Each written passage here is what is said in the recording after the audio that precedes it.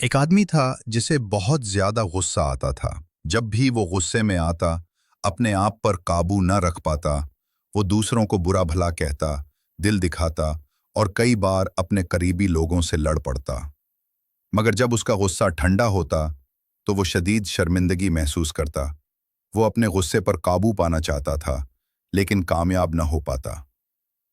एक दिन उसे किसी ने बताया कि दूसरे गांव में एक नेक और दाना आलिम रहते हैं जो लोगों के मसाइल का हल बताते हैं।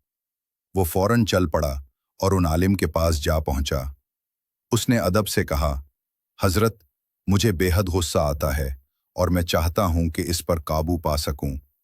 आलिम ने उसे गौर से देखा, फिर मुस्कुराकर बोले, जब भी तुम्हें गुस्सा आए, तुम फौरन जंगल में जाया करो और एक दरख्त में किल ठोंक दिया करो। आदमी हैरान हुआ और बोला, ये कैसा हल है?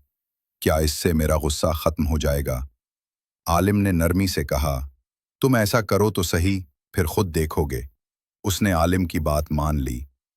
जब भी उसे गुस्सा आता, वो हथौड़ी और कैली लेकर जंगल की तरफ दौड़ता और एक बड़े दरख्त में जोर जोर से कैली ठोंकता। शुरू के दिनों में उसने रोज कई कैली ठोंकी। दरख्त केलों से भर गया, मगर आहिस्ता आहिस्ता इसका गुस्सा कम होने लगा। कैली कम होने लगी। कुछ ही दिनों बाद ऐसा वक्त आया कि उसे गुस्सा तो आता, लेकिन वो खुद पर काबू पाने लगा। कुछ दिन बाद वो फिर इस आलिम के पास गया और खुश होकर बोला, हजरत, अब मुझे पहले की तरह गुस्सा नहीं आता और मैं खुद पर काबू पाने लगा हूं। आलिम ने खुश होकर कहा, अब तुम रोजाना एक किल निकाला करो जो तुमने पहले ठोंकी थी। आदमी ने वैसा ही किया। रोज एक एक करके किल निकालता गया। आखिरकार वो दिन भी आ गया जब दरख्त में एक भी किल न बचा। वो फख्र से आलिम के पास गया।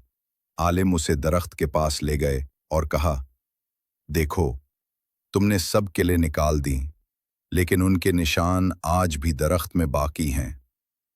इसी तरह गुस्से में कहे गए अल्फाज और किए गए बुरे अमल भी लोगों के दिल में निशान छोड़ जाते हैं। अगरचे तुम बाद में माफ़ी मांगो, लेकिन तकलीफ का असर बाकी